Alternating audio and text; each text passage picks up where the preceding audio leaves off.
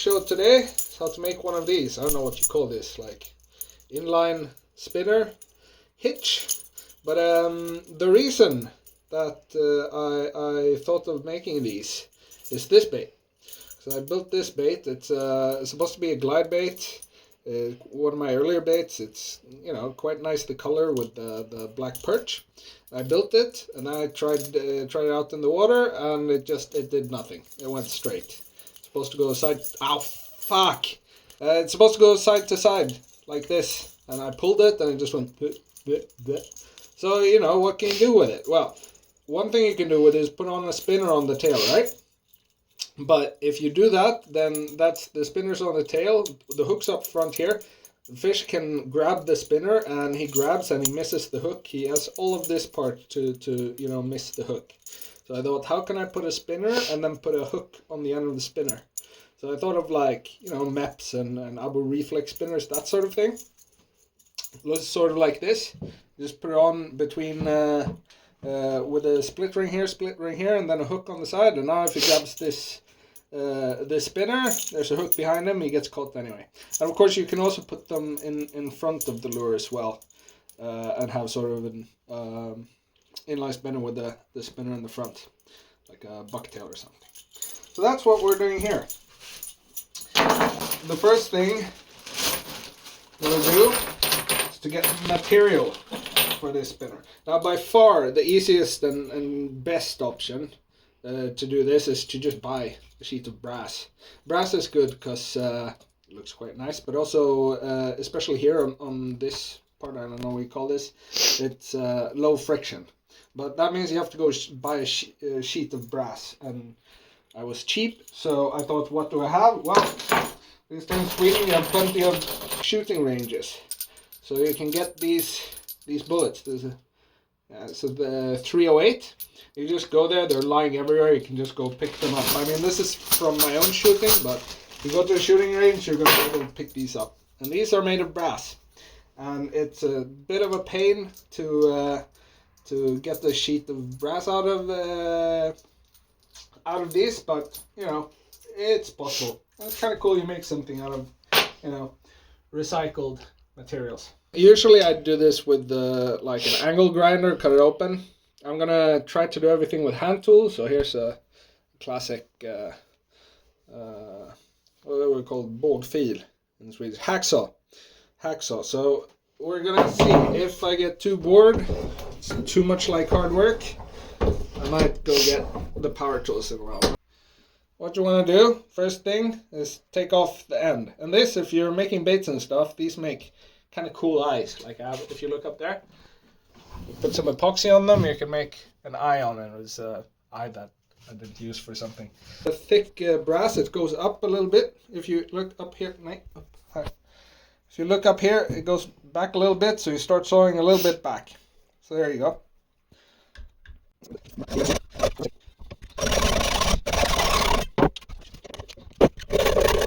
Now, whichever way you've done this, because you cut metal, usually it's pretty hot, so it's a good idea to keep a set of pliers handy to handle it. So anyway, that was cutting her open. Pretty okay with the hacksaw. Now I'm gonna see if I can get it open the other way. Snip it open with these tin snips. It's surprisingly easy. That's not bad at all. Tin snips, open. Now this is the most annoying part of this whole operation. Is now we gotta get it open and flat. I just use these sort of round nose pliers. Yeah. Oh, that hurt. All right, we open her up. Good old hammer. You want to get her open enough that you can put her in the vise, and then you can flatten it out with the vise. It's a lot easier. Well, so that's all this work did just to get a little piece of flat brass sheet. Now, of course, if you just buy it, you don't have to do all that work. It's much easier, but it's possible. Also, inside this is the primers they use for these bullets. It's lead acetate as an explosive, but what it means is that it leaves a coating of lead. After they explode, it's all covered in a coating of lead, so it's like, it's not super dangerous, but when you do this, before you go like eating nachos or whatever, chicken fingers, make sure to wash your hands. So, basically what I did is I flattened out another bullet casing. On this one I actually used the angle grinder. It goes a lot quicker, but so why are we doing all this? Well, if you look here, there are two pieces of this that comes from the bullet casing. First is the spoon here, and the second is this, in Swedish we call it bygel. I don't know what you call it really, the arm. Anyway, it's what allows the spinner to spin around the axle. If we look at this thing, well, first of all, we look at the spoon, right? How it interacts with it. We can come here with a bit more light. The arm here, it has to go through the spoon, right? But you don't want a massive hole in your spoon. So the dimensions I use is 5mm hole in the spoon. So then this thing, I tried to keep it around 4.7 millimeters. And then this wire here, that's the other part of it. The thing has to attach the spoon to this wire. So you have to have holes for this wire here as well. And those holes, well, this wire, which I use, it's 1.5mm stainless steel wire I get from Biltema. And so these holes make them 2mm, just so it fits in there. So we're going to take the thickest part, the back of the casing. We're going to take a strip 25mm long and 4.5mm wide or so. Start with the tin snips just to get the nice straight edge to work with. Tin snips are really the best for working with this stuff. You can do it if you've got an angle grinder, you can do it with an angle grinder, but I find tin snips makes everything easy. Try to keep it as flat as possible. So the first thing we want to do is we want to get a good measurement, 4.5 on this specific part. It's nice to be at least, within a couple of tenths of a millimeter. Correct. And then we do the other way, 23mm. Score that. There you go. So,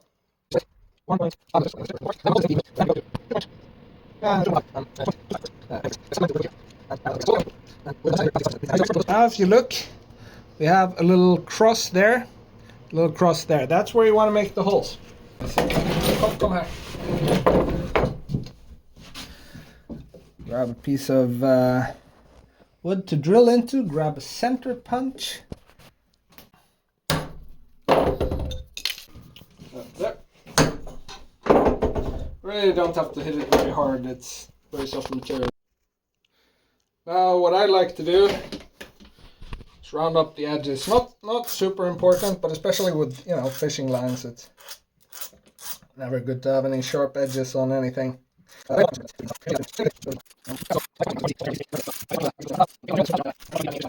we look at now, it's sort of rounded edges. We made the markings with the center punch. We get trusty power drill. Just drill out and your 2mm drill bit, and then you just drill out those holes there.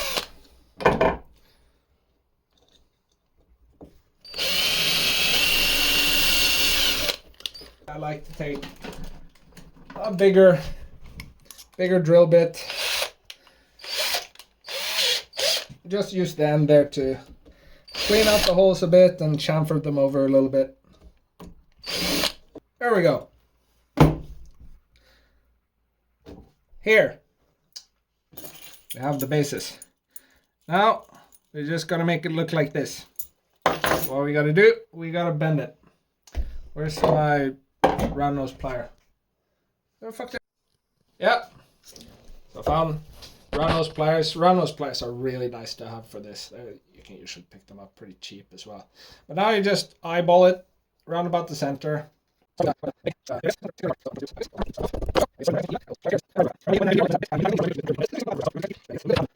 It looks a bit uneven because I left a bit more material on this side of the hole. But that's not what's important here. What's important here is that the holes themselves are perpendicular and like there's a straight line through. I think we ended up all right with this.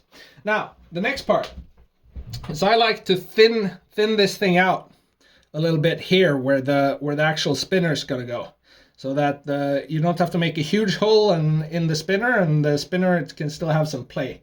Now this I usually do over on the disc sander, but since we're trying to do things manually here, I think I'm just gonna have at this with the old trusty bastard file, see if I can make any headway.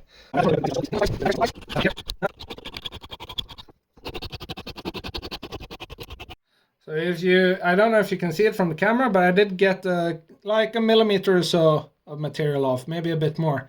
And just remember that you're going to want to do the same from the other side, so it looks kind of nice and symmetrical. So you don't want to take too much off, because you don't want this to be too thin in the middle either.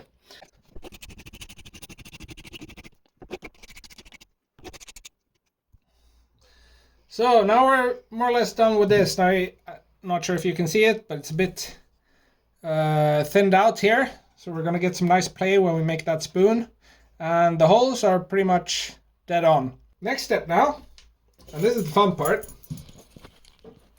make the spoon. First thing you got to do is decide like the size and the shape of your spoon, right? So here we're pretty limited because this is the material we've got. So we're round up with the spoon. That's about the size of her. I'm going to take the paper, just draw half the outline. You fold it in two, right? And then you draw the outline of what you imagine half a spoon would look like. I'm just going to do something quickly like this. Perfectly symmetrical spoon shape with the center lines. Now, this isn't the first time I've done this, so I've already done all this work and marked it out on an old key card in plastic here. So I already have one to work with. So all I do, mark it out. Yeah, 1, 2. We're gonna cut this roughly with the tin snips.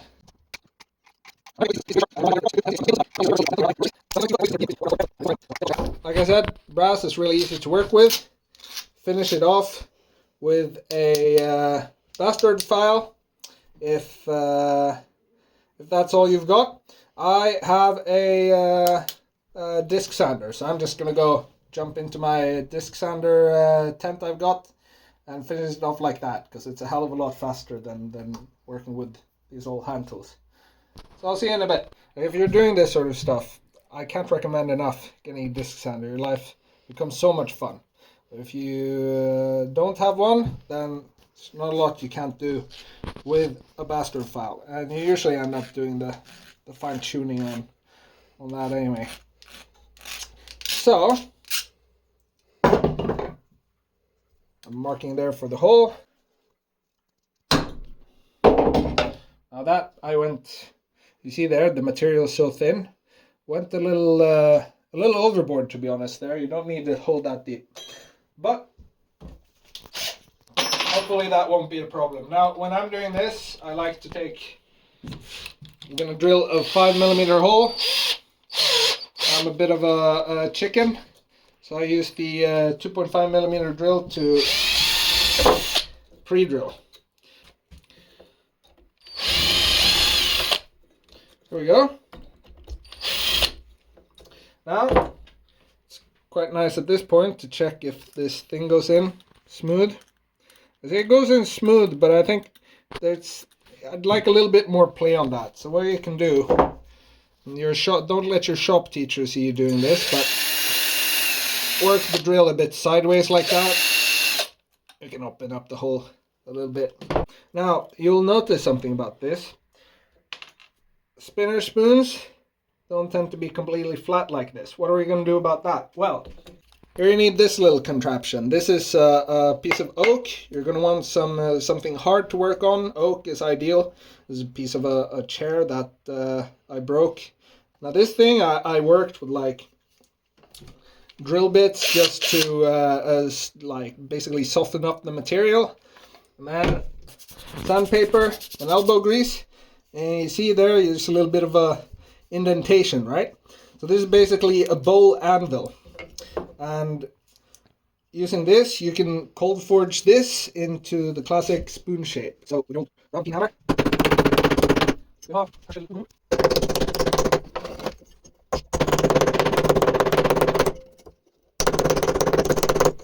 So now here we got a nice spoon shape on this thing. To be honest, this is pretty much the most fun part of this whole deal.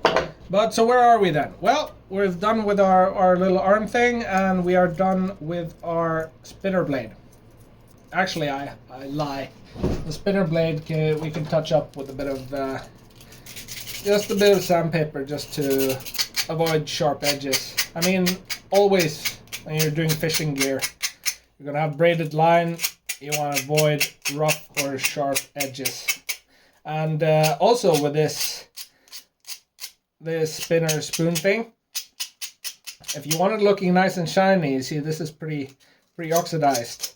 All you can do here right now is go grab your old lemon or vinegar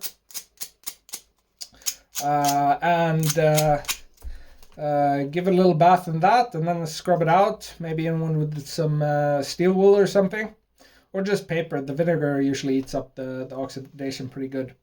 And then it'll be nice and shiny and golden. If you really want to keep it that way, of course, then you can put some lacquer on it, but I don't really care. So we're not going to do any of that today. But we have the arm, have the spinner blade. What's the next step? Well, as you see here, this wire work here, right? And the wire I get is 1.5 millimeter stainless steel wire. Of course, always with this stuff, it's important to get proper stainless, not just galvanized or zinc coated and stuff, but real solid homogeneous stainless. But this stuff that I get, love this stuff, but it's very soft. This is what I use for basically all my bait making, to make screw eyes or through wire and stuff. But it's very soft out of the box. So for that, I have a solution. Now you want quite a large piece to work with. You're gonna thank yourself later cutting off too big of a piece rather than cutting off too little of a piece, because it's a pain in the ass to bend a short piece of wire.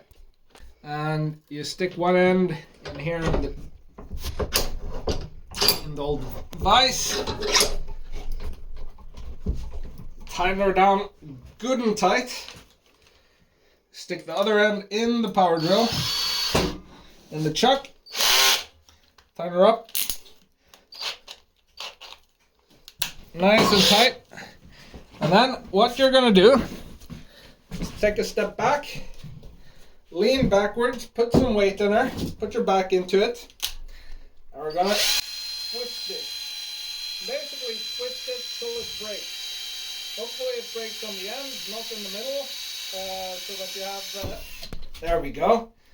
See, it broke on the end, it usually does that, and then you have a long piece of work with, and a short piece stuck here. If you look at this stuff, remember before, this stuff was soft. Now this stuff is perfectly straight and really very tough to work with, because it's you've stretched out all of the what do you call it? Metals, the molecules, they come in clumps, right? And you stretch them out by twisting them. If you look very closely here, you might actually be able to see that there are little lines on the surface of this where the wire is twisted. And this makes it really strong. It's called word hardening. And now we can use this to make our spinner. Start on one end, and what you want to do is make the loop for the split rings to go on. And so you take that, take one of those, and roll like this. Well, where do you want this? Do you need this? A little bit of strings. This one's, I don't know, you have to like, a little bit. This one's right, a little bit, we'll sort out. With the bars, there we go. That's how we get cut. See the device. Hang on, just do something there. The device is the most important tool in the show. Get it going, pass it around, nice light, so you don't have to and your light will be on and then the pliers, you can do it. This is it, really. Put some like this, just around it, make it very neat and tight. Twist around that, really, the size, you just go around once, there's a little bit of that, and then as close as you can with the mirrors, cut off. There we go. There you go. That's gonna take a lot to undo. Snowfish. The main line's gonna break off way before that ever breaks off. So it's all very good. It's at this stage, it's quite nice when you have it like this. Put it in the vise and you can sort of bend her so she's sort of straight and so it's inline and so it looks neat. That's gonna be harder to do later. Now, if we look at what we have here, we want these beads. And these beads are brass beads in my case, and they work sort of like bearings, right? Because you want this thing spinning, and if you just put it against the edge, well, it serves two functions. First, it spaces it out a bit so that the blade isn't hitting the hook or whatever the bait you have behind it. And the second is they work as bearings, because you want it to be spinning freely. And these are brass beads, they're very slippery, so we got them stacked up like this, they work as bearings. And for the bearing factor, I reckon you get away with just one of these if you really wanted to. I think it looks quite nice with the three of them. I buy these from Kiosken. Great little store in Sweden. I think it ships to the rest of Europe as well. But I'm sure you could use any old beads. I'm sure even plastic beads would work for this. But this is what I use. Brass beads, Kiosken. And just like that, you've actually got a functioning spinner. But if you imagine we have a bait on here, or we have a hook on here, see, part of the spoon is going to be touching the bait. And you don't want that. So what we're going to do, we're going to put in a spacer. And you could do this with these beads, but they're pretty heavy, and also they're relatively expensive. So I've got a special thing I do here. What I do for my spacer is, this is the same stuff that I'm making the spinner out of, right? It's this 1.5 millimeter wire that I've straightened and twisted. I'm putting that in my vise. This stuff, 0.9 millimeter stainless steel wire. Now, this is good for your little bit smaller baits, especially making through wires, but I don't use it that often. But for this, it's really great. And I'll show you what I do with this in a second. Put it down on the vise with a straight piece of thick wire. And we tighten her down good and tight, so she's not going anywhere. Then we put a lot of weight in her. And we do really, let me put this down, really tight twists. And you're going to see, this is going to work its way up. What we're going to end up with is hopefully neat just coils that we're going to use as a spacer on the spinner. It takes a little bit of time, but I really like this because it's really lightweight. You're doing it all yourself. It's cheap, and if you are of course you can inverse this, you're going to use casings and watch this.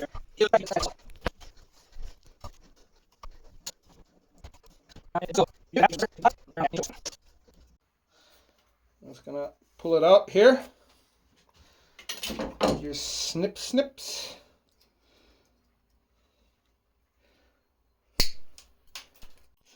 There we go. Now if you look, it's pretty darn good if I say so myself. This isn't gonna hit anything. It's gonna spin freely, but it's no longer than it has to be. You got these nice little coils, a little bit of a gap in the middle, but all in all, it doesn't look half bad. So now all you got to do is to loop it off on the other side. Gonna want a little bit of play here, say a couple of millimeters, like about that. So this plays freely. And then you gotta remember when you do this loop, you do the loop and then you do a couple of coils. So give it a good 3-4 millimeters of play when you do the initial bend.